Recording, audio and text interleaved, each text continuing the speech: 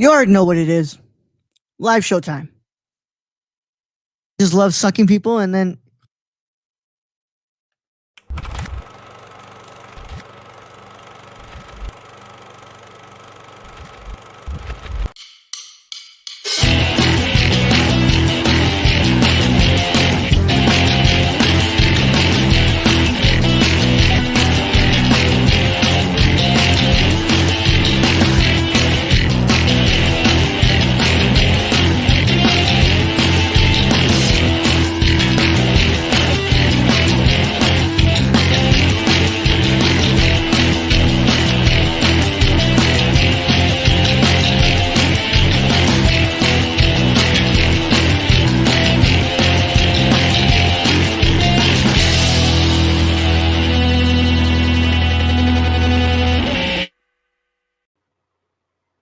welcome everybody to the Nerdcore live show here on all podcast platforms, YouTube and Twitch.tv/Nerdcore. How is everybody doing? It is your nerd. You're gonna hear to host the show alongside my wonderful co-host, Young Yoda. Sup, everybody. Welcome to another amazing live show. How are we doing, man? I'm doing well. I am living the life. Living the quarantine life. Yeah, I'm just typing out a message here for the chat. For if anybody wants us to what's it called? Wants us to do impressions or read movie monologues, donations can be sent to streamlabs.com/the nerdcore. And give me the loot. Give me the loot. Yep. I love doing our movie readings, but if we can just get $1, we can do it.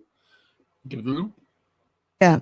Brad, what's it called? Today's a little bit late. I'm sorry about that, guys, but at least we're here, right? Not too late. Not too late. I mean, I do the thing where I schedule the stream for at least 8:50 or 9 o'clock because, if 8:30, we should be live by 8:30, but usually it's like, if I get a little bit late, at least we're not actually. I mean, honestly, we had a good reason for being late.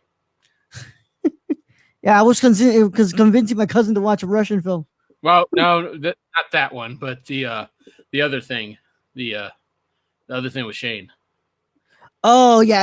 I was all right, yeah. So we must debut a new soundbite here, my friends, and or you know what? I'm gonna wait till somebody at least gets in here because it's a soundbite I want everybody to listen to. Yeah, that's true. Yep.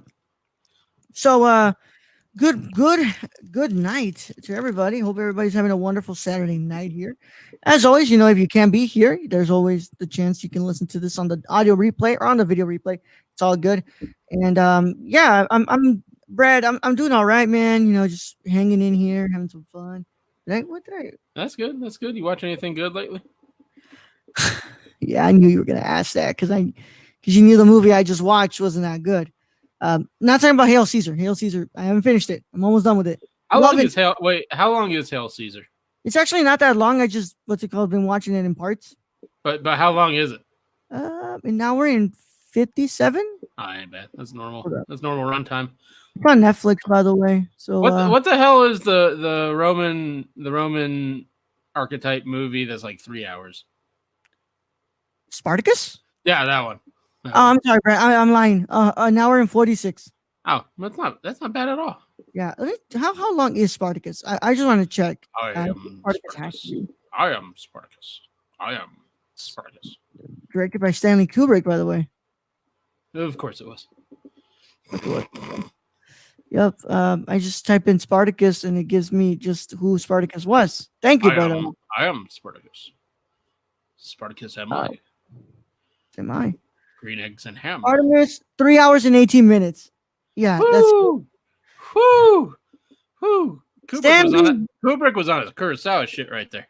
Actually, Brad, this was the last one. This was the last movie to not be produced by Kubrick before he would start producing his own films and giving himself more freedom there. So the studio actually let him go ahead with it at 3 hours and 18 minutes? Yep.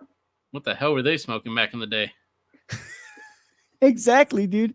I mean, I get letting Kurosawa have his Seven Samurai epic because, man, like anybody's going to tell Kurosawa, hey, you really need to shorten this. Like that ain't going to happen.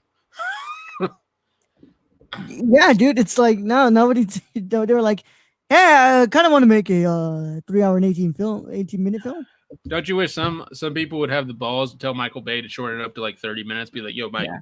Especially how I believe the last night was 2 hours and 50 something minutes. Jesus Christ, Michael Bay sucking his own dick in that one. Yeah, God, dude, damn. it's like the next one for sure is going to be a 3 hour film, bro. Why? It's so you can fit more explosions in there? Jesus Christ. I don't know. What else can I blow up? The last night is 2 hours and 29, but it does feel like that doesn't help. That's a fucking Marvel movie. Hold on, I want to see the Age of Extinction. That's like a Marvel movie. Okay, like, yeah. Age of Extinction is 2 hours and 45 minutes, bro. Jesus, that's like Endgame or Infinity War, but without being a good movie. Exactly. Or an all right movie, you know? Revenge of the Fallen is 2 hours and 30 minutes. I wonder how long the third one is. I'm just gonna check. Why do people allow Michael Bay to get away with this travesty of just excessive runtime in movies? The first one is what's it called? 2 hours and 24 minutes. Let me see. Transformers. Robots in disguise. What was the name of the third one? Revenge of the Moon. No. Dark of the Moon. I'm sorry. So they fought Pink Floyd?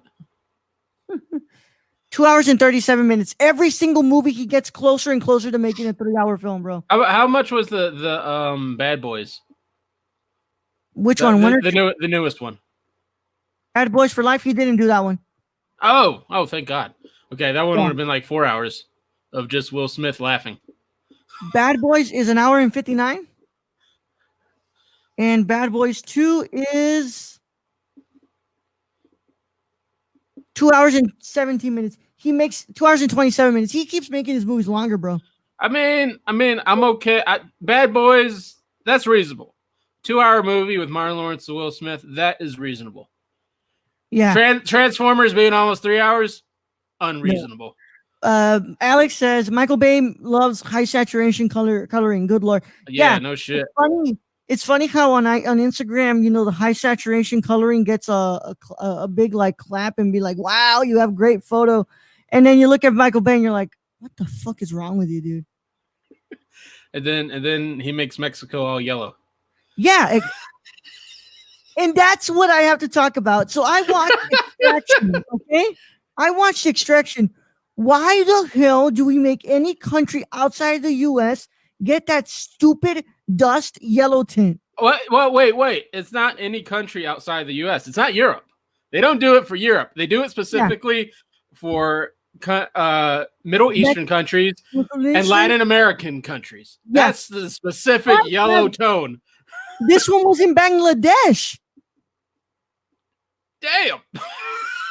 So now they've gone out farther. They're going out farther. Bro, it is ridiculous, dude. I mean, this just like if no one's ever left like the United States before, they just think Mexico is just like a dust storm the whole fucking time. Yeah. When as somebody who's been to Mexico, I'll tell you right now, it's not a dust storm. No, if anything, they need to show Los Angeles and Phoenix in fucking yellow tone. Dude, I've never understood that, dude. Why is it a constant thing? It's like, and Eric was like, that time after my surgery on my eye, that's how I was looking, like looking out of my eye. It's like it's incredibly like, why is that constantly the go-to tone, dude? Because you have white people who make a lot of decisions in the movie industry. A lot of old white people. I bet Aiden's like, yeah, dude, like, what the fuck is wrong with you? I don't know if they have to show it in a negative light, like literally. LA is yellow, right? I mean, but they did have like no pollution there for quite a while. Yeah. And by the way, I'm not saying that Mexico doesn't have any pollution because Mexico City is heavily Mexico City does, but it's not fucking yellow. But yeah, like, it's not. Like when you make movies in like Reynosa, like you're depicting Reynosa, it's not freaking yellow, dude. What the hell? I'm gonna have to go back and watch Desperado and all those other Robert Rodriguez movies because I'm pretty sure he didn't make Mexico yellow. Well, I mean, I could just pick it out right here. Like, But just find some clips or something because I'm pretty sure Robert Rodriguez did not put that saturation over his movies. I'm definitely not gonna play any clips here. No, man. From what I'm seeing right here, no, it's just the sun hitting the skin and making it look a little bit more tan. But like, yeah, but like the sky's clear and like you don't look like you're just living in a dust storm. Yeah, but then again, what's it called? Where they're in, what's it called? The Desperado, it is kind of more like a westernish. So like there is dust and stuff, but like it's nothing like crazy. But you don't have that yellow tinge. That's the thing. It's that yellow tinge they like to add to these movies for no fucking reason that we know. The only one that gets close to that is Once Upon a Time in Mexico.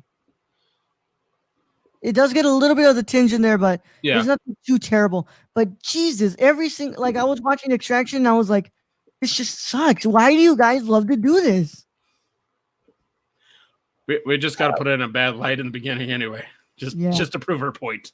Just go from there, right? Yeah. So I thought Extraction was pretty disappointing. The action scenes are great. The choreography, cinematography, choreography is incredible. So is it Chris Hemsworth in that? Yes. Chris Hemsworth. Here's my question. Do you think he'll ever be able to get out underneath that Thor shadow? Or do you think he's basically stuck? I think everybody's just going to think of him as Thor. It's going to be very hard for him to play other characters. It's not that he couldn't play this character outside of Thor. I think this character was just so boring. It's like this story is just really like there's just nothing to really grasp to. It's a generic kidnap extraction, no pun intended, story. Kidnap. They hire a black ops. He has a troubled past because his son died, and then go get the kid, extract him. That's it. I mean, we've seen a few ton movies like that. In similar situations, like an Extraction one, we could go to Black Hawk Down. That's an amazing movie. Like, it's an incredible movie. Another yellow tinge. True, but it was a good movie. Fuck yeah, man! I love Black Hawk Down. Mm-hmm. One of these days, we should have a war film month so we can actually watch like Black Hawk Down. Didn't we kind of do that with like Francis Ford Coppola month? We never did Coppola month. We never did. We did a month where we did two of his movies though. We did Godfather and Apocalypse Now. Godfather is not a war film. I mean, it's got a lot of fucking gunfights. It's a war on the streets film. No. Yeah, but it's crazy, man. But yeah, dude, Black Hawk Down is a better film than this. There's a lot of movies that are better than this. It was just really disappointing. You can literally just go type in the action sequences from Extraction and watch those, and that's a better idea than actually watching the full movie. I mean, it's definitely one of those I had no intention of watching just because it was a Netflix movie, right? Yeah. So I figured it was in the same kind of, was it Triple Frontier that we, was it Triple Frontier? What was the one with Brad or Ben Affleck? Triple Frontier. So I figured it was in the same kind of wavelength as that, and I wasn't too keen on Triple Frontier, so I kind of just let this one go. You just don't like Chandor at all. What's it called? JC Chandor. You don't like A Most Violent Year. You don't like Triple Frontier. I don't even want to show you Margin Call. I mean, I'm just saying, Triple Frontier was not a good movie to me. It was very generic. It was another generic Extraction movie. I'll say I think there's still parts of Triple Frontier that are interesting because of the different personalities in the group. Other than that, this film is just so basic. I love to see the action sequences. That's it.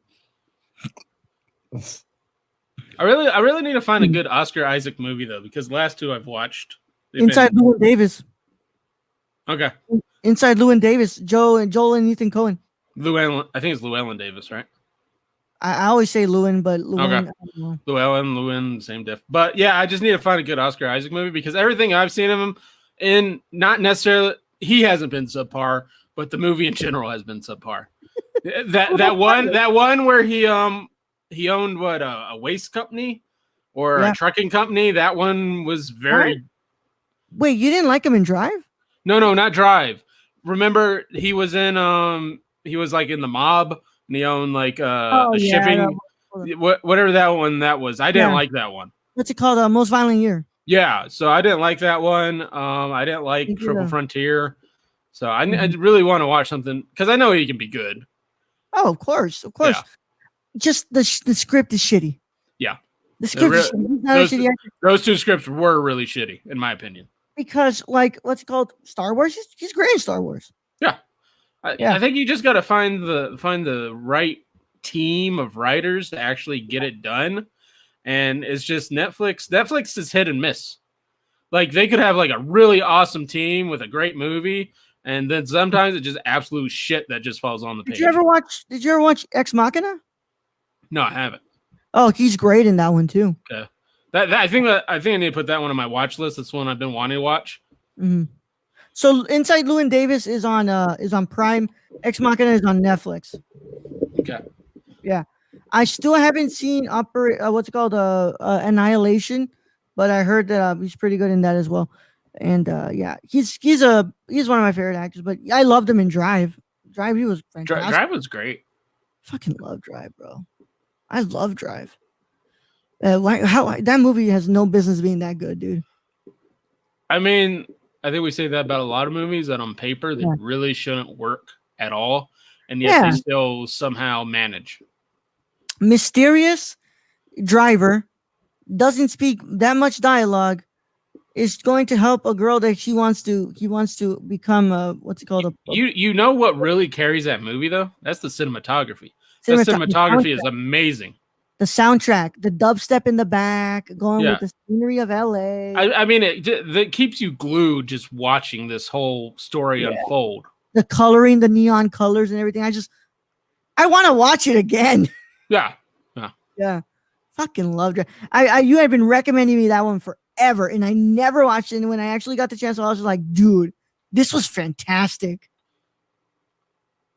Drive didn't make LA like this magical place, which I love. What are you saying, Alex? That's where dreams come true and we all get on heroin. What? No, just kidding. Just kidding. That's Alex, Seattle. That's Seattle. Yeah, that's Portland. Portland. Alex, did you watch Inside Llewyn Davis? And I know that Alex loves Ex Machina, but I don't recommend Extraction. I think it was a waste of time for me. I'm gonna finish Hell Caesar tonight. I'm loving that. I love the Coen brothers humor. It's great. The Coen brothers. I mean, their track record, they never disappoint. They are great script writers and they are great directors. Mm-hmm. Like they just got it down. Which is going to be really interesting when we talk about our main topic today, because Luca Guadagnino is going to be directing the next Scarface reboot from a script written by Joel and Ethan Coen. So we'll talk about that later tonight and the last 2 minutes of the show. I'm just kind of throwing that in my mind. It's really weird to hear all that. So when we get to the end, we can talk about it because maybe I'll have it figured out. Yeah, Luca directing, Joel and Ethan writing. That's and then it's a Scarface movie. Yeah, Scarface remake, second remake, because the first original one came out in the 30s. Yeah. Which people were like, "Why would you remake Scarface?" And it's like, dude, the movie was remade in the 90s.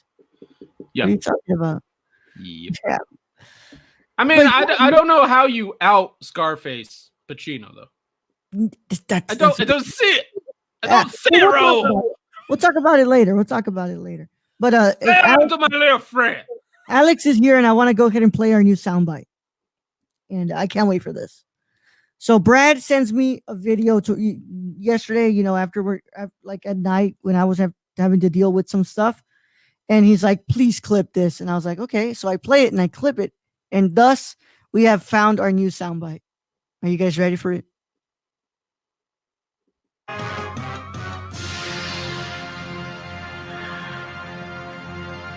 I got you, motherfuckers.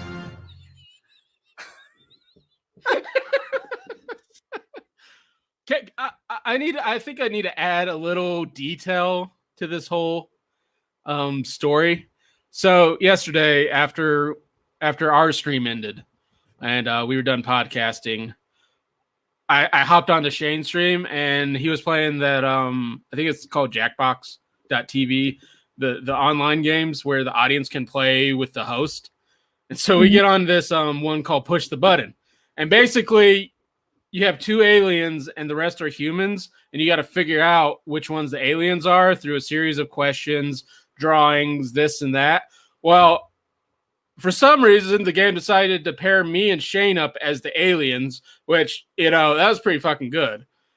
And everybody else was the humans, and we had them going. We got to so you get like 30 minutes to try and figure out who the aliens are. It's a pretty long game. We got to about the 5-minute mark before they figured out I was the alien, because it was basically becoming very difficult to keep them from knowing I was the alien.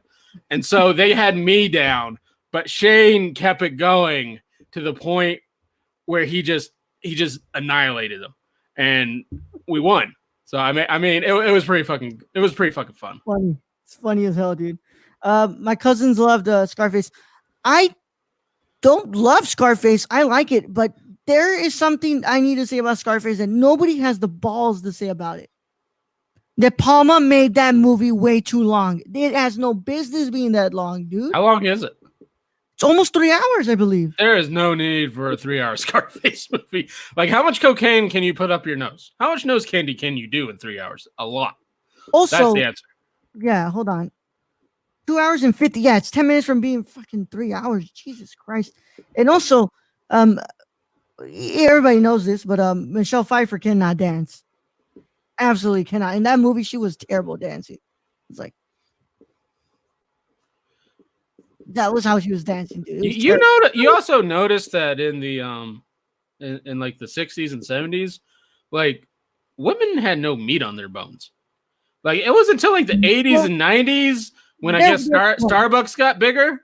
Like, like we saw like women actually have curves. Well, no, they did, bro. But what's it called? In the 60s and 70s, the industry was so obsessed with portraying these skinny women.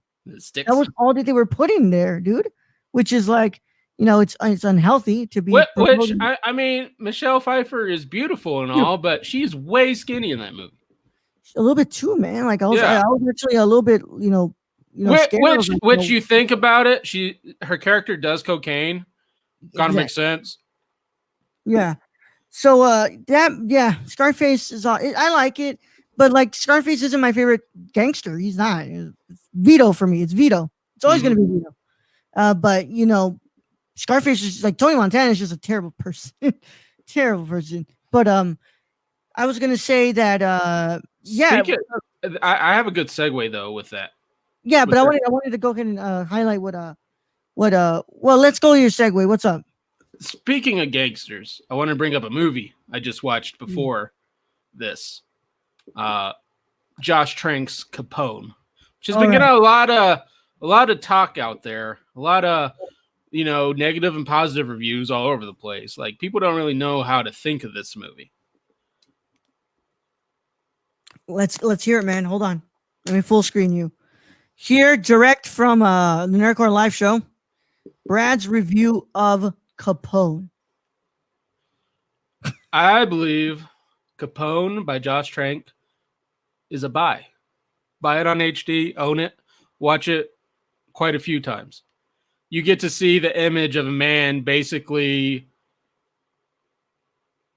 going into dementia and then facing death. Mm-hmm. And you really lose the fact that it's Capone. I mean, because this isn't the Capone you think of, which is why I think a lot of people are angry. Is they think of Capone as, this gangster. It's like a Pablo Escobar, this gangster that's larger than life. He can't die. He's always going to be the one holding that Tommy gun and blasting it. And in this, it portrays him such a different light. I mean, there's a scene where he shits himself. And I know everybody is bagging on Tom Hardy because of, the way he's talking and how hard it is to hear him. Well, what they don't realize is this is when Capone had a stroke. And then during the movie, he had a second stroke. So yeah, it's gonna be a little hard to understand. Plus, he has syphilis. He's had syphilis since he was 15. His brain is Swiss cheese. I think Tom Hardy's portrayal is right on the money. So to me, this was a great movie. It's a purchase. I really think you need to watch it, Roll. Tell me what you think. But I think the cinematography is amazing. It's actually Peter Dimming. So, I mean, right. you know Peter Dimming. Yes, sir. I'm gonna definitely rent this soon. I'm probably gonna buy it and I'm gonna show it to my mom and dad. Well, it's so on Amazon. The reason I bought it is because to rent it, it's like $9.99. To purchase it, you can buy an SD for $12.99 or HD for $14.99. I'm like, fuck it, I'm gonna spend $5 more just to own it. Like, and Amazon, they got it with 2 stars, and I don't think that's fair to this movie. Look, it's because. And I'm gonna do it, and I don't want to generalize here because what's it called? I do want to get to what Alex put here because I want to talk about that, but I don't want to generalize here. We tend to just concentrate on specific parts of people's lives, especially famous historical figures, and we don't ever acknowledge what happens after their rise to claim, right? Their claim to fame. So we never talk about those last years of Capone. We never talk about, hell, like some of the worst people. Like we never talk about those like character studies about, these other people who were, like famous gangsters and famous politicians. And we never talk about what happened like during those last years. So I think this was a sense of people just not knowing what the fuck this movie was about because they don't know that history of Capone. And yeah, I knew that history of Capone. I always knew he died of syphilis in Florida. And this really goes into the last year of his life, which is all that. Even my wife didn't know. My wife thought Capone died in prison. I'm like, no, he was in prison for tax evasion, but they let him go released early because he had syphilis to the brain and he was just going insane. Yeah. So it's easier for us to, shit all over somebody without actually, and I'm not saying that the reviewer who said those things was shitting on him. No, he's giving his review. But it's easier for us, like just internet people who just want to bag on Josh Trank for this. It's easier for us to attack than to admit that we're wrong, that we didn't know that part about Capone. And honestly, we've given Josh Trank over the years a shit ton of shit. We have for Fantastic Four, for Chronicle. It wasn't even his fault. And I mean, but we have, like, us as a community have given Josh Trank an immense amount of shit. And I think everybody just gotten so used to that they're just bagging on Capone. And to me, it's unnecessary. Capone is actually a really great movie. Yeah. I can't wait to watch it, man. I'm really, really excited because, first of all, I am so interested in the gangster genre. It's one of my favorite. I think that, it gets better and better with every movie. But I'm also interested in Capone because he was the first, like, real gangster. I mean, and it's great because, you always hear about Capone in any movie he's in. He's that top echelon gangster. And this is just a complete 180 of him, his last years, and he's just dying. And he's dying, and it's just going down. And you're just watching this descent. And it's just, I mean, you shouldn't feel bad for Capone because he was a pretty evil guy, but it makes you feel bad just the fact that someone is going through this and dying, like no matter who it is. It's just showcasing us a different life of a famous person of a gangster, and that's why and I'm gonna bring it up, even though yes, I understand all your criticisms with The Irishman. It's why I love The Irishman. It's a different attempt to the gangster genre. It's more of a somber, melancholic melodrama film compared to your gun ho, shooting everybody, getting crazy. I quite like The Irishman in certain scenes. It's really weird to see Pesci and De Niro switch roles. Yeah, basically, it was just weird. So, like, I appreciate that Josh Trank is taking this approach because if I wanted to see the crazy Capone, like, you just watch Scarface with De Niro. That's what you do. You take the baseball bat to somebody's head. That's what you watch. This is a character study into the last year of a man's life. That's what this movie is, and I think Josh Trank hit it out of the park. It is just so good. Tom Hardy did so great in this, and people just shitting on his performance. I'm just like, you guys apparently didn't know the history of Capone, and this is what he went through. It's also to say, you've got a different director in Josh Trank, and I'm really excited to watch this, man. What's it called? And by the way, it wasn't Scarface; it was The Untouchables. That was Robert De Niro playing Al Capone in that film. So, okay. Yeah. Which one was Scarface? No, not Scarface. Sorry, Untouchables. But yeah. But I'm really excited, and I also fucking Tom Hardy playing Capone. I remember seeing those first images of him in the whole makeup and everything, and I was like, that doesn't even look like Tom Hardy. Which and I really hope they go back, and if they want to, they could do a young Capone with Tom Hardy, because he's in the makeup as old Capone. If they wanted to make a young Capone movie, they could totally do it. I don't think it's necessary, because I don't think that's what this movie was to do, is to make it so Tom Hardy can play a younger Capone, because you kind of already see that in like his other movies, like Legend. He plays two gangsters, which are twins, but But yeah, man, I'm quite excited, and I look, man, like I never really speak I really never speak on movies I've never seen. I was just kind of I was disappointed at people who were expecting a pretty much a cute picture of Capone. I was like, that's not who Capone was. Like, no, this gets into like the nasty side of dementia and just when you're dying. It really does get into a nasty side like that. What's called Peaky Blinders are getting into the Capone era early images. Yeah, and it's just like I said, and I said it on Twitter. Not every movie has to make you root for the protagonist. Not every movie has to redeem your protagonist. Sometimes our films can just be what they are, and we don't have to have these larger than life characters who are redeemed by the end. Like it's just not how life works. It's not how life works. I mean, you think of Capone, I don't think he was ever redeemable. No, do I think he's a larger than life figure or has been made in media? Yeah, just same as Pablo Escobar, just same as a lot of people. So I wanted to bring up Alex said Timothy Olyphant is in The Mandalorian. Yeah, I saw that news today. I think he's playing another bounty hunter, man. I just want to see him kill shit. Same. I'm just like, the more news we get about Mandalorian season 2, I'm just really excited about what's to come. And yeah, I was excited to see that news. That could have easily been today's topic, but I like this one that we're going to talk about today a little bit more, and hopefully something drops that we can talk about tomorrow. But yeah, it was quite interesting to read that article, and hopefully he is playing another bounty hunter. I just want to see him just wreck shit. Yeah, that's kind of what I want to see, and also bring up another movie I watched, which I'll say my opinion, Brightburn. So I watched Brightburn, which it's very funny to see another director basically copy Zack Snyder's Man of Steel, like in frame by frame. It's really funny. It's like this is kind of cool, but this is not Zack Snyder.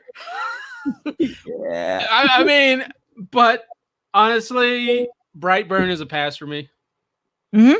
I don't recommend anybody really going to see it. I think it'd be a waste of an hour and 30 minutes, because honestly, even though it's fun to see those Zack Snyder shots and the same fucking music, it's like Man of Steel, but like flipped. Even though that's fun as hell to see, it's just the story's not there.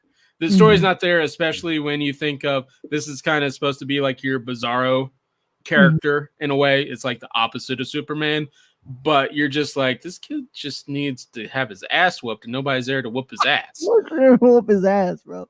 Yeah. So yeah, you seem to have watched a lot more. I just watched Extraction, and I've been trying to finish.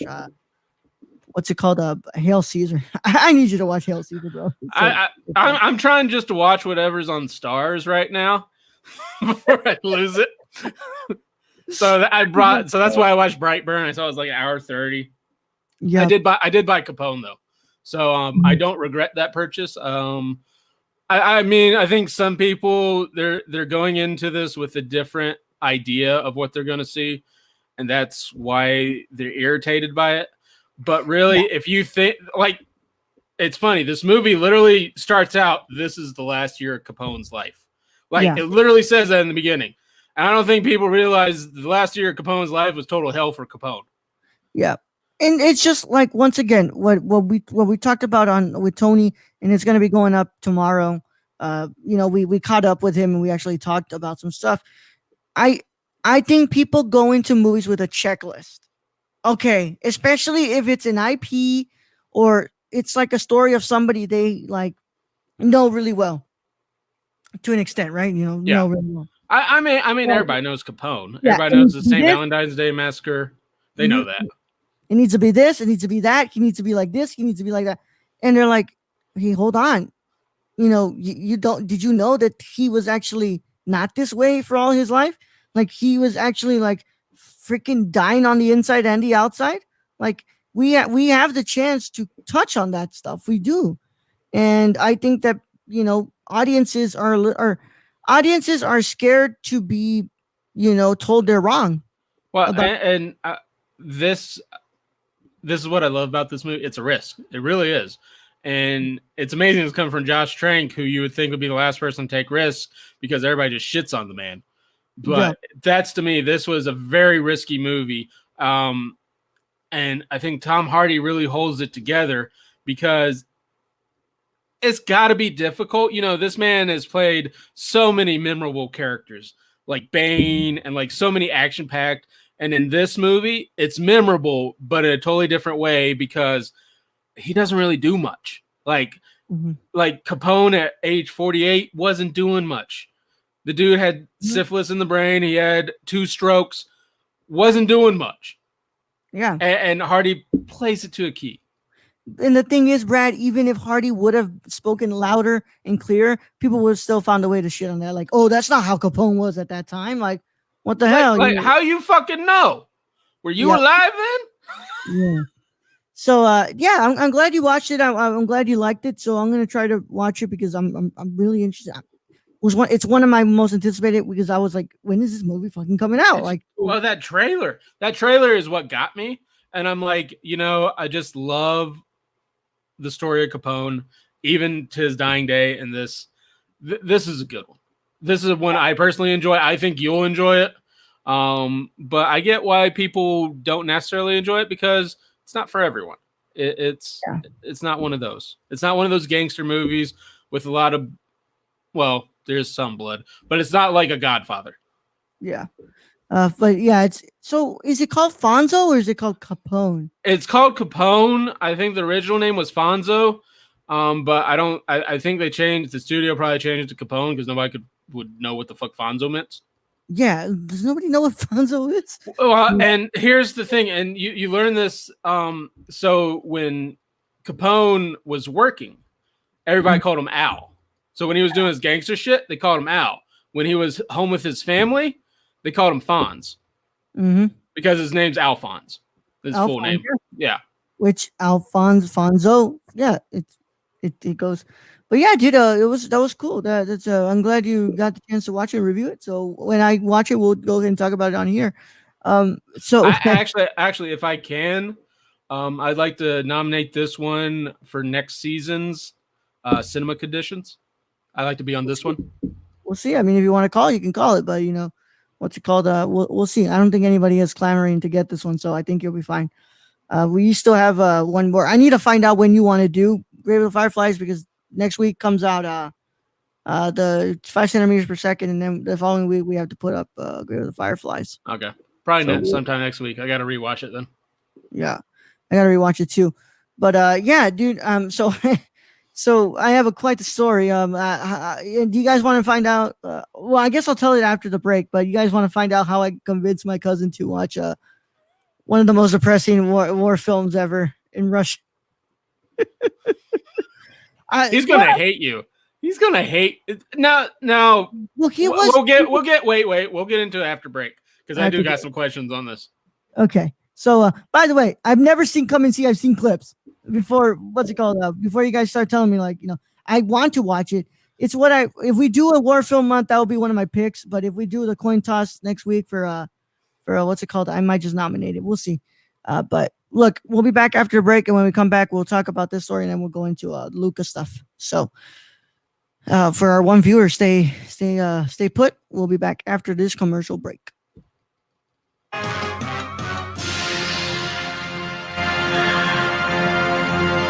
I got you, motherfuckers.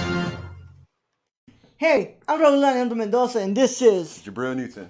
And we are the hosts of High Flyer Radio. And finally, pro wrestling has come back to the Nerdcore podcast feed in the form of a show hosted by Jabril and I. And we talk about everything and anything in the pro wrestling world on Mondays at 3 p.m. Central Standard Time. Nothing's off limits. Whatever you guys want to talk about, it is from AEW to SmackDown to Raw to NXT. Nothing's off the table. We can talk about it. We're going to talk all about it. And if you can get it a day early, you should go to the www.patreon.com/thenerdcore and pledge to the tiers on there so you can get this show and a lot of shows days early before anybody else gets to hear it. But enough talking about it. We'll go ahead and see you there at the Squared Circle. Oh, yeah. Don't tap out. Tune in. Hello, guys and gals, and you're listening to The Ladies of Nerdcore. I am your host, Daniela Nunez, and along with my amazing co-host, Ashley Garcia, we discuss many things like social impact, pop culture, political realms, and any controversy surrounding the Nerdverse. Tune in and listen to us bi-weekly on the Nerdcore podcast feed, and we will love to chat and hear your thoughts on our wonderful show. And thank you again for listening to The Ladies of Nerdcore. Hey everyone, my name is Raul the Nerdy Chicano, and I am the host of The Impaired Files. The Impaired Files is an interview show brought to you every Thursday on the Nerdcore podcast feed. And I interview people such as filmmakers, content creators on YouTube, and podcasters like Colton Geschwander. And if you want to listen to that early, a whole week early, all you got to do is go to the Patreon and pledge to the $1 tier. And if you want to listen to it with the general public, then go to Nerdcore podcast feed on anchor.fm/the Nerdcore. And the case is closed, but it's not classified. See you guys there. Hey, it's Ashley from the Gamer Core. You may remember me from such episodes as Big Screen Mess, Mo Money Mo Platforms, and Brad Can Read. Tune in weekly as I blab with my co-hosts Raul the Nerdy Chicano and Brad the Random Germ about the latest news in gaming and gush over what we're playing at the moment. Oh yeah, and we got the deals too. Keep up with the latest deals in gaming and what's happening as I mediate Brad and Raul fighting like a married couple. Will Death Stranding ever come out? Will Cyberpunk 2077 live up to the hype? Is a next-gen worth a $500 console price tag? And has there ever been a movie adaptation of a video game that's been done right? It's all on the Gamer Core podcast, everywhere where podcasts are. Hey guys, this is Brad, aka Young Yoda. Raul said I had to make an ad, so that's what I'm doing. It's supposed to be for Unstructured, but as you guys know, you can freaking catch me everywhere when it comes to this podcast feed. You can find me on the Nerd Cores, on Gamer Cores, on Nerdy Chicanos sometimes when I get lost. But for this particular one, I want you guys to go check out Unstructured. The Raul gave me free reign to do whatever I want to do. I don't know what he was thinking. So go hear me talk about LeBron James and Taco Tuesday, vaping, so many other freaking weird topics that Chimichangas, that's a good one. Shout out to Deadpool. And yeah, I guess this is the end of the ad. So if you guys want to find me, you can find me all over the place. Just love sucking people and then podcast feed. Anyways, thank you guys for listening. I love you all. And nerd up. Great ass! Everyone, I'm Raul. And you got your head And I'm Brad. all the way up. And we're the hosts of the Nerdcore podcast, the podcast that talks that nerd. Not on this ad, right? And we come to you every Monday, Tuesday, and Saturday. On the Mondays, we talk the news. That's the box office, the news of the week, and your trailer talk if there is any. And on Tuesday, we have our theme review. And on Saturday, you have a Saturday morning review, usually movies that have come out in the week or anything we want to talk about. Right, Brett?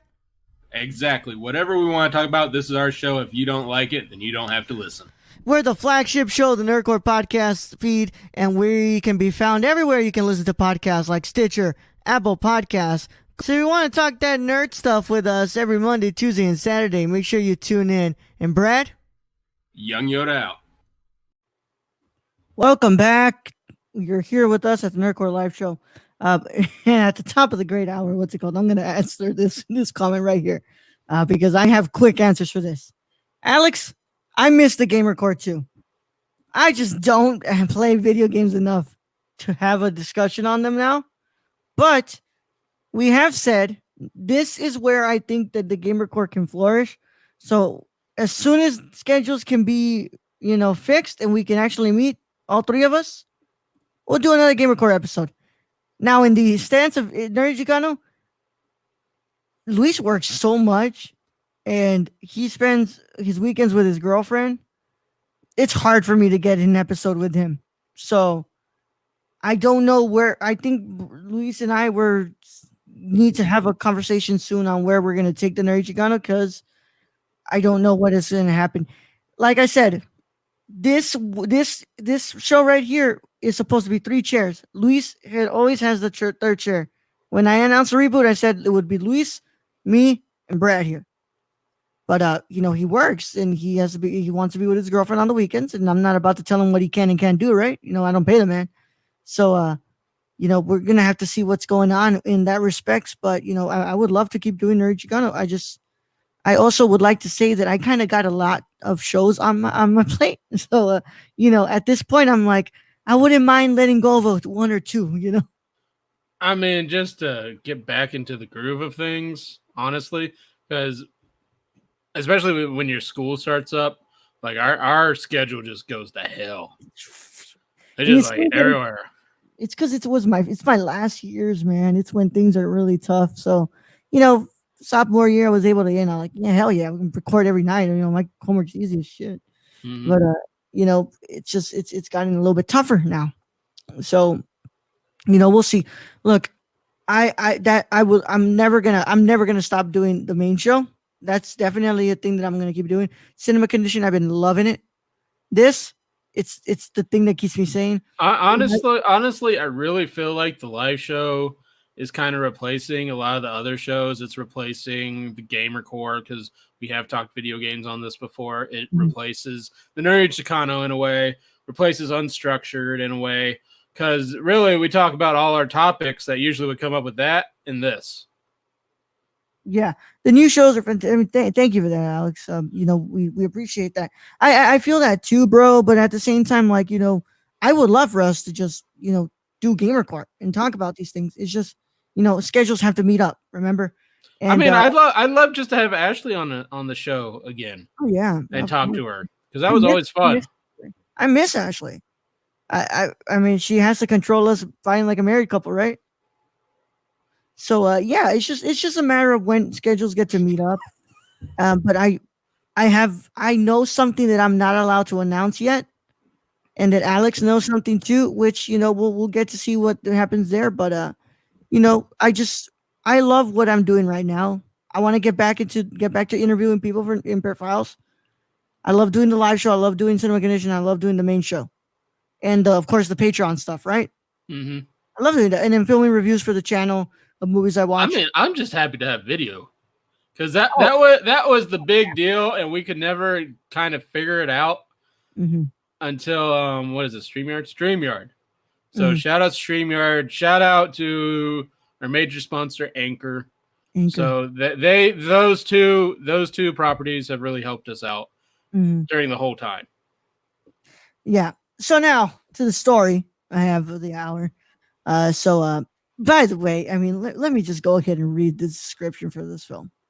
Because you guys, if you guys don't know about Come and See, it has been revered as the greatest war film ever made, one of the most accurate war films ever made.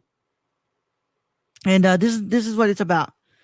Come and See, it's from 1986 and 1985. It sits at 2 hours and 26 minutes. The invasion of a village in Belarusia by German forces sends young Flora, Alexei Kravechko, into the forest to join the weary resistance fighters against his family's wishes. There he meets a girl, Glasha, Olga Mirnova, who accompanies him back to his village. On returning home, Floria finds his family and fellow peasants massacred. His continued survival amidst the brutal debris of war becomes increasingly nightmarish, a battle between despair and hope. and it's called "Come and See" because the verse in the Book of Revelations. Bring them out, come and see. I thought that was a Ti song. Bring them out, bring them out. Bring them out, bring them out. Can I show the trailer? I don't think I can show the trailer. I mean, does that have music in it? Yes, but are we allowed to? How old is this movie? 1985. Fuck it, do it. Fuck it. If we get copyright. I mean, we don't have to get money from this anyway. Yeah, that's whatever. YouTube at least. It needs to be what's it called? What would be the thing? I think if we state we're using this as a parody, I think we're in the clear. Not parody. We're commentating on it. Remember? Commentating. Well, if you say parody, that's why Weird Al gets away with so much shit because he just calls it a parody and then he's good. Okay. So this is the new restoration. We're using it for educational purposes. Exactly. Yeah, that's what it is. All right, let's go ahead and get this in here. This is one of I've watched clips. I've been meaning to watch this film. It's it's like, okay, I'm gonna shut up and we'll talk about it right now. I mean, we showed LG before. Jesus. Yeah, we haven't got it. Yeah. All right, hold on. As long as it's not owned by Universal. Man, now DMCA is left and right. All right. Occupy Belarusia. Occupado.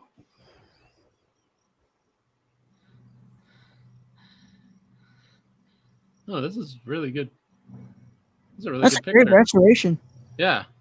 What year was this movie? 85, but it's a new restoration. Ooh, that looks scary as shit.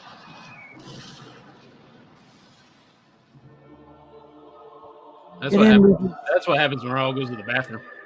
Get in, losers. We're watching movie trailers for Russian films. Oh, this looks already depressing. Yeah. Oh, I bet, bro. I think I saw Daniel Craig in one of these. And we've gotten demonetized.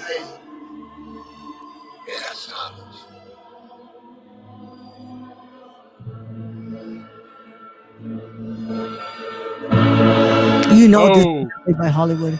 Yeah.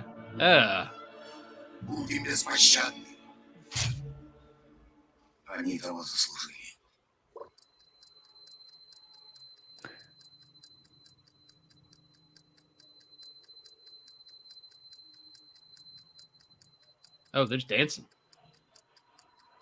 It's a whole lot of stuff other than dancing, bro.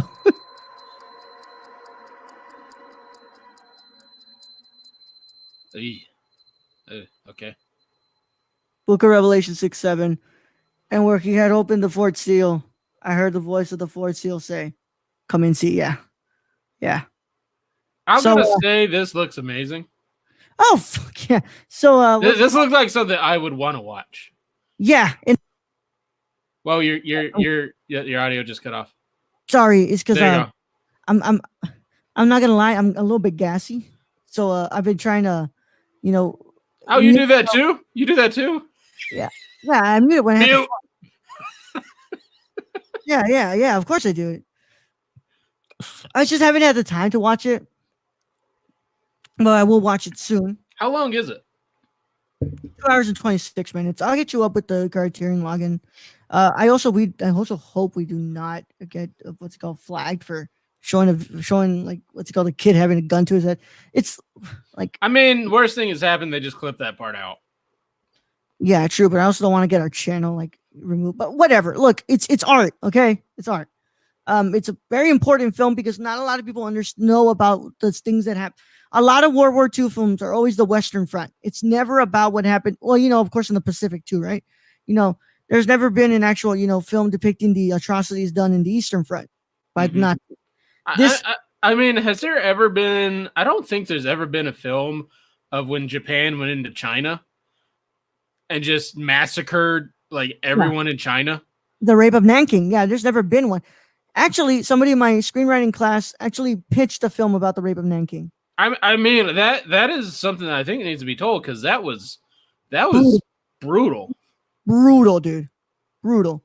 So yeah, I'm gonna yeah, so I was talking. So I always get the question of like, what is it exactly that you do?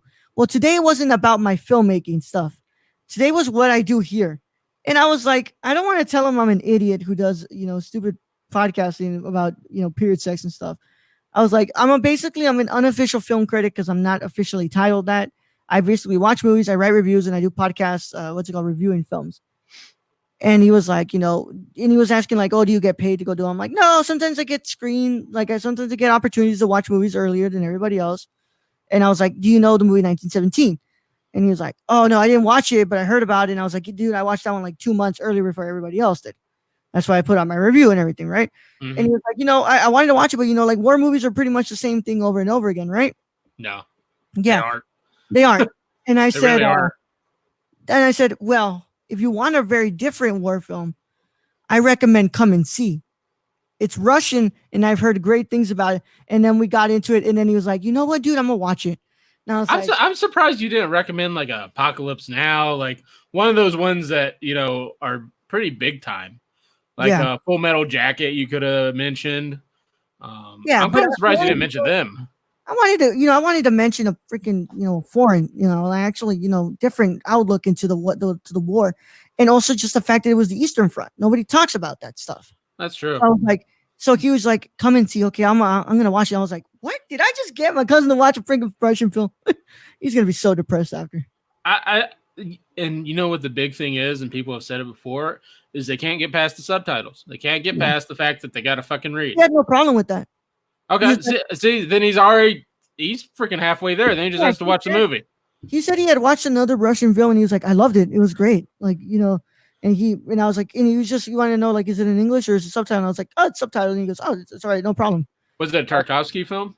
I don't know, dude. I don't know if anything had been nominated from Russia as of late that he watched or anything like that in the last years. But you know what? I'm going to do something that I don't do all the time, but because I really need to use the restroom. Guys, you're going to get a second commercial break. Oh, God. Hey, I'm Rolando Mendoza, and this is Jabril Newton. And we are the hosts of High Flyer Radio. And finally, pro wrestling has come back to the Nerdcore podcast feed in the form of a show hosted by Jabril and I. And we talk about everything and anything in the pro wrestling world on Mondays at 3 p.m. Central Standard Time. Nothing's off limits. Whatever you guys want to talk about, it is from AEW to SmackDown to Raw to NXT. Nothing's off the table. We can talk about it. We're going to talk all about it. And if you can get it a day early, you should go to the www.patreon.com/thenerdcore and pledge to the tiers on there so you can get this show and a lot of shows days early before anybody else gets to hear it. But enough talking about it. We'll go ahead and see you there at the Squared Circle. Oh, yeah. Don't tap out. Tune in. Hello, guys and gals, and you're listening to The Ladies of Nerdcore. I am your host, Daniela Nunez, and along with my amazing co-host, Ashley Garcia, we discuss many things like social impact, pop culture, political realms, and any controversy surrounding the Nerdverse. Tune in and listen to us bi-weekly on the Nerdcore podcast feed, and we will love to chat and hear your thoughts on our wonderful show. And thank you again for listening to The Ladies of Nerdcore. Hey everyone, my name is Raul the Nerd Chicano, and I am the host of The Impaired Files. The Impaired Files is an interview show brought to you every Thursday on the Nerdcore podcast feed. And I interview people such as filmmakers, content creators on YouTube, and podcasters like Colton Geschwander. And if you want to listen to that early, a whole week early, all you got to do is go to the Patreon and pledge to the $1 tier. And if you want to listen to it with the general public, then go to Nerdcore podcast feed on anchor.fm/the Nerdcore. And the case is closed, but it's not classified. See you guys there. Hey, it's Ashley from the Gamer Core. You may remember me from such episodes as Big Screen Mess, Mo Money Mo Platforms, and Brad Can Read. Tune in weekly as I blab with my co-hosts Raul the Nerdy Chicano and Brad the Random Germ about the latest news in gaming and gush over what we're playing at the moment. Oh yeah, and we got the deals too. Keep up with the latest deals in gaming and what's happening as I mediate Brad and Raul fighting like a married couple. Will Death Stranding ever come out? Will Cyberpunk 2077 live up to the hype? Is a next-gen worth a $500 console price tag? And has there ever been a movie adaptation of a video game that's been done right? It's all on the Gamer Core podcast, everywhere where podcasts are. Hey guys, this is Brad, aka Young Yoda. Raul said I had to make an ad, so that's what I'm doing. I'm really fucking sorry for that. Oh my god, I'm feeling something about to happen here. I'm about to get the runs live on freaking on the live show. Wow, that's never been happening here. Time for me to leave. Time for me to leave. Oh, I'm so sorry. I'm about to. Let's go ahead and get into this topic right now, please. Brad, can you read? That's a loaded question. Yeah, hold on. Okay, real simple. Luca Guadagnino, according to what's it called? According to Variety, has been tapped to direct the next Scarface reboot. At one point, this movie was supposed to be done by Anton Fuqua, David Ayer. Diego Luna was attached to star, and now Joe and Ethan Coen will be writing the script, and Luca will be directing. Luca directed "Call Me by Your Name," and such things like that. Yeah, so "Call Me by Your Name" is Suspiria remake. Brad, I want to get your thoughts on a possible Scarface reboot here. Kind of think it's unnecessary, but I'm intrigued by the Coen brothers writing it. Yeah, very intrigued. But I don't know what more you want to do with it. Yeah, it's just one of those properties that I can't even imagine what you could do differently that they didn't do with Pacino. Yeah. Holy crap. Do they have any actors attached to this? Michael B. Jordan is said to be the rumor right now, but Michael B. Jordan gets rumor for everything, dude. And just keep talking about this. I'm gonna go back to the restroom. Oh, really? Just leave me on air. Thanks. Hi, everybody. Welcome to the Brad Show. Do a little bit of Unstructured. Have y'all listened to Ham Dog? Ham Dog is both a hamburger and a hot dog. I'll read it from the Wikipedia. A ham dog is an Australian sandwich that consists of a shaped bread bun with a beef patty cut in two, and a frankfurter placed in between the two halves, which is then topped off with cheese, pickles, sauces, tomato, lettuce, and onion. Yes, that's right. That's the Ham Dog, created by Mark Anthony Murray. There are also variations. You could have chili, cheese, onions, egg, potato, and on a hoagie roll. On a Kaiser roll, too, if you're looking forward to it. So, the history of the ham dog is one kind of ham dog was conceived by Australian Mark Murray in 2004. His version contains a beef patty cut in two with a frankfurter placed in between the two patties, then topped off with cheese, pickles, sauces, tomato, lettuce, and onion. He received a U.S. design patent for the specially shaped bun in 2009. Another variety of ham dog was invented in February 2005 by Chandler Goff, the owner of a bar in Decatur, Georgia. This version consists of a hot dog wrapped in a half-pound hamburger with bacon, cheese, and onion on a hoagie bun, which is deep fried and served with fried egg on top and a side of french fries. That sounds American. He started selling it at the Indiana State Fair in 2006. A ham dog eating contest was established in Van Nuys Heights, Minnesota in 2007 by Jimmy's Food and Drink.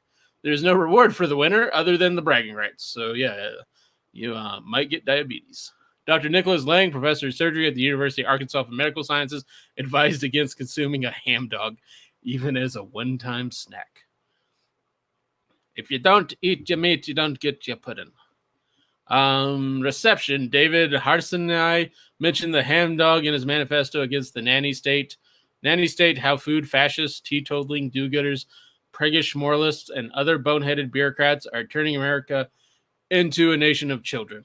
He claimed a group of activists, whom he called Twinkie fascists, we might call ourselves that, were trying to prevent him from eating the meal. While some people might not enjoy it as much as he did, that was the beauty of being a free citizen. We're back. What are you talking about? Ham dog. Holy shit, I bet your favorite podcast has never done that, right? Holy crap. We segue into really weird territory. I understand why we lost a viewer. You sure we didn't lose it when we played the commercials a second time? No, because we had 2 viewers right now when it came back. But look, let's go ahead and get this. I'm gonna just read certain things. If there's anything else that I'm I'm missing here. So look, I have only seen. Hold on. Just folding clothes and learning about the ham.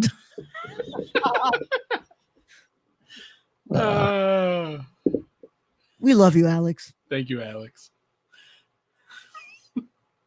So yes.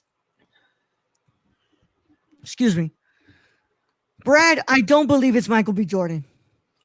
I mean, this brings up the question of, do we get into a more mature American gangster in this kind of version of Scarface? That's what it sounded like. Because it's sounding like a reimagining, not a remake. No, instead of what was Tony Montana? Was he Cuban American? Cuban American. He was Cuban American, so it sounds like they're going into an African American storyline with it. But dude, imagine if it was like an Afro Latino Cuban coming. I mean, you think Michael B. Jordan could pull that off, I'm sure. Yeah, dude. I mean, take a little bit of time to learn Spanish. I'm pretty sure his Spanish is good already. Like, I think that would be like in pretty interesting grounds, man. I mean, but at the same time, it's a remake of a remake of a remake. Yeah. So we get in that territory of, I mean, although Scarface is one of those cult films, it really is. Like, you have a lot of people who really enjoy watching Scarface. They really enjoy the character Tony Montana. They love Pacino's performance. It just did horribly at the box office. Mm-hmm. And I'm about to say something. I'm about to disappoint a lot of people. I don't think Luca is the director for this. I mean, they've gone through a lot of people, so the honest opinion, if the Coen brothers are writing it, why aren't they directing it? And that is the question I want to bring up. Why wouldn't you just tap the Coens to direct? Look, yes, I've heard things about the Suspiria remake that are good. I've also heard things that are bad about the Suspiria remake. I've never watched it, so I'm not going to come out here and say why.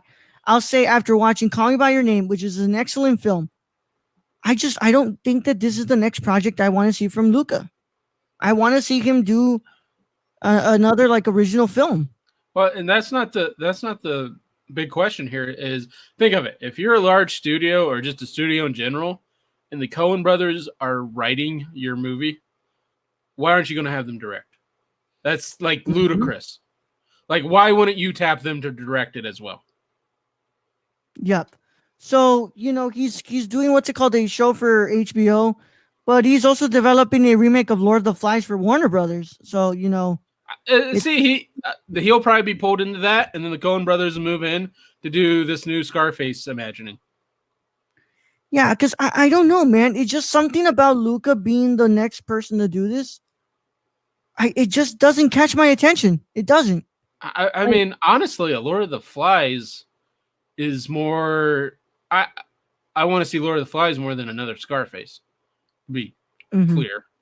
And by the way, this is for Universal. Shit, we're gonna get demonetized. Joel and Ethan Coen, they wrote the last version of the script with earlier drafts by Garrett Dunnet, Uncle Said, Jonathan Herman, Paul Ettis, and yeah. I'm bummed because Diego Luna, when he was announced for that, I was like, oh fuck yeah. Oh, I love this. I think Diego Luna would be an incredible Tony Montana, especially if we're getting that crazy, demented version of Tony. Which I'm not saying that I wouldn't be down for Michael B. Jordan. I think that I think it'd be interesting, especially if I'm talking about the Afro-Cuban route. I mean, but you got to think about this: Diego Luna and Michael B. Jordan. You're going two different directions. Yeah, depending on which one you choose.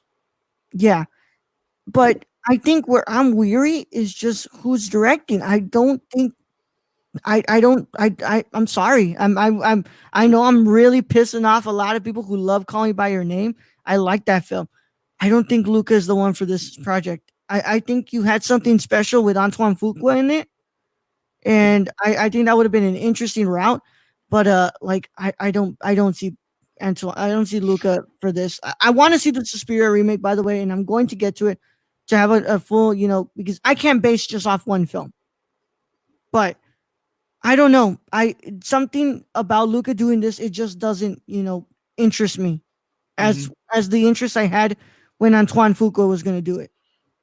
I mean, and honestly, I'd be far more interested if it was by the Coen brothers. Yeah, and by the way, I want to go ahead and point out, Fuqua did Training Day. He did what's it called, the Equalizer movies. Oh, that'd be a fucking amazing Scarface. That'd be a fucking amazing Scarface. Yeah. Can you imagine if Michael B. Jordan and him? That'd be amazing. Oh, fuck yeah, man. It's incredible, dude. It would be incredible. Equalizer, Training Day, The Magnificent Seven, Southpaw. He's done. No, not a lot of people watch The Magnificent Seven. I quite enjoyed that film. Yeah, the remake. Yeah, I was laughing my ass off during Chris Pratt and Denzel Washington's parts. I love Antoine Fuqua, but until just reading off the Equalizer movies and Training Day, that's already an interesting Scarface. Yeah, I mean he can totally write it and direct it very easily. So, Brad, you're going off with you think Luca's going to get too busy and the Coens are going to take over this? I think the studio is just going to go, well, we have the Coen brothers writing it. Why don't we just have them fucking direct it? Which, Dave, I think, honestly, man, the Coen brothers directing this movie would be pretty crazy. I think there'd be a lot of good humor to it, to be honest, because let's face it, Scarface was humorous for reasons it shouldn't have been. Because you had an Italian American mimicking a damn Cuban. Yes, that is exactly why. Yeah. Say hello to my little friend Cockroach. Yeah. I want to hear from Alex. I know she's probably watching. Alex, I know you're folding clothes. Can you just respond to us? What do you think about Luca doing this? And then we'll wait for her to answer. But yeah, I don't know, man. This is just I'm just not interested in this. I was interested when it was Fuqua and Diego Luna Luna and Ayer. Michael B. Jordan doing this. What's it called? Could get me interested. I just really wanted Luna. I think Luna. This is just another one of those movies you question just why, and sometimes it's just like this is just a whole money making scheme. Like we're just gonna prey off everybody's love for the original or the second remake Scarface, and go from there. You know which movie I've been. Remember we did a report on this, that Black Samurai film with Chadwick Boseman. Mm-hmm. Like, whatever happened to that? Because I wanted to see that. What did ever happen to that? I don't know, dude. I don't know how Luca goes from Call Me by Your Name to Scarface exactly. And that's, by the way, it's not to say that Luca isn't a great filmmaker. He is. If you watch Call Me by Your Name, he has incredible work with the camera, incredible work with directing actors. But what's it called? I don't know how he does this. This just doesn't interest me. Excuse me. I think that movie just, here we go. I love the live show because we just get to be doing this type of shit. Chadwick Boseman, Black Samurai movie. Here we go. What was the last update on this? Yasuke. We reported on this in, it was last year. It was in May. So what was supposed to happen? Was this supposed to actually go into production this year? Because, dude, like, remember we were like, yo, we're kind of down. It sounded really fucking good. Yeah. This guy is really produced by Eric Feeks. Dude, like, I guess it's just... they have something from Looper. Huh? They have something from Looper. Updated April 29th, 2020. What does it say? Let me see. So it says he's training for Black Panther 2, which we knew. Yeah, no shit. Duh. Yeah. IMDb status pre-production. And that was updated on December 2017. It hasn't been updated since fucking 2017. Okay, so here we go. Given that Black Panther 2 is listed merely as announced on Chadwick Boseman's IMDb page, as opposed to marked as being in pre-production, it's difficult to be convinced that the actor could be doing some sort of prep work to reprise his role as the King of Wakanda, T'Challa.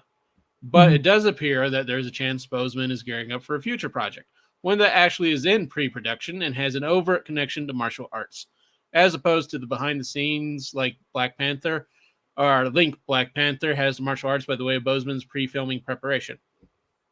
That so film you're saying there's a chance. That film is Yasuki, written by Doug Merrow and Gregory Wyden. It tells the story of yada yada yada. So you're saying they're just kind of preparing everything, and after the pandemic, it looks like it'll. It says it's in pre-production. Yeah, they probably hadn't. They were look. This is probably what was going to happen. They were probably going to set a date, and then the pandemic happened, and the production wasn't able to start.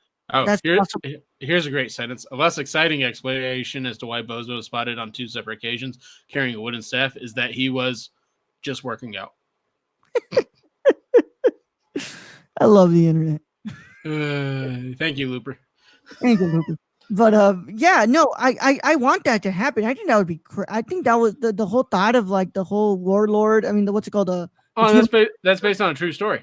I want to see that. But yeah, no, I'm gonna pass right now on Scarface, and I want. It's a pass for me. Even if they come out saying the Coen brothers are directing it, it's still a pass. Just because it's a remake of a remake of a remake, and that ain't my shit. Yeah. I guess I'm just gonna go with the Brad route. I need more details. Show me the trailer. Show me the trailer. Yup, for sure. But yeah, dude, I think we have reached the end of today, and I want to thank Alex for hanging out with us and doing her clothes, folding her clothes. I'm sorry for the sudden commercial break. I am not sorry for talking about Ham Dog though. Yeah. Any chance I get? I had to go bad. I don't know why I just got it like a sudden rush to go, but I had to go. When you gotta go, you gotta go. Gotta go. I'm glad that Brad can just bring up Ham Dog. Ham Dog every time. We segue into Ham Dog. Segue into Ham Dog. All right. Well, if there's nothing else to be said here, we're gonna go ahead and say goodbye, and we'll see you tomorrow. We'll talk about whatever seems to be the topic next tomorrow. But without a further ado, it's been a lot of fun. I'm glad I told you all the story how I convinced my cousin to watch a Russian film. I might just watch it tonight, but like I don't want to have nightmares in my sleep. I mean, yeah, no. Maybe when it's daylight. I'm gonna finish Hail Caesar. But I don't know what I'm gonna watch. I've been well, other than Brightburn. I mean, at least Capone was good. I hope that everybody had a fun time with us tonight, and we'll see you guys tomorrow. But in the meantime, remember that look right down here, the nerdcore.com. It's written twice. Go check out everything on there. It has everything that you need to find about us. Podcast, Twitch, all that wonderful stuff. Excuse me. I don't want to burp into the microphone. Twitch.tv/the Nerdcore. YouTube. Make sure you leave us a subscribe and a like. Make sure you follow us on Twitch. Also, make sure you go and leave a rate and review on our podcast app of choice, whether that be Apple or Stitcher. It doesn't matter which one. Please just get us some reviews on there. Preferably Apple. Go listen to us on Spotify. Listen to us on Spotify too. I'm just asking for the reviews on Apple because there's that's the only place where I think that you're allowed to review other than Stitcher.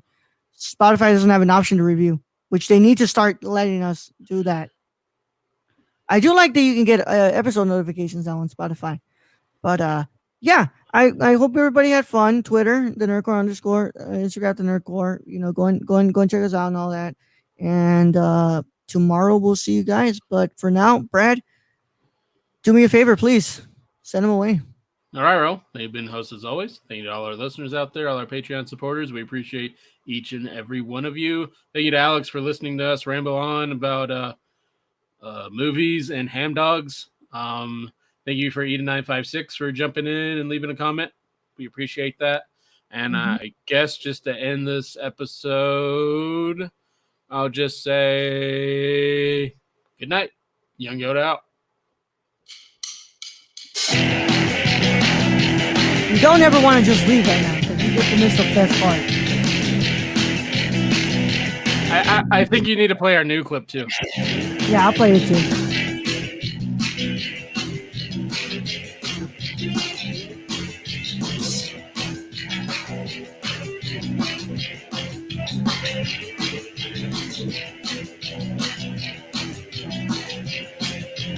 Let's watch the Come and See trailer again.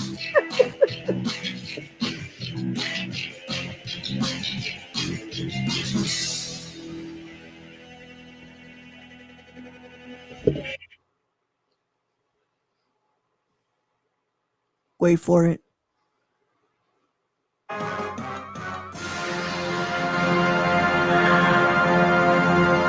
I got you, motherfuckers. Just love sucking people.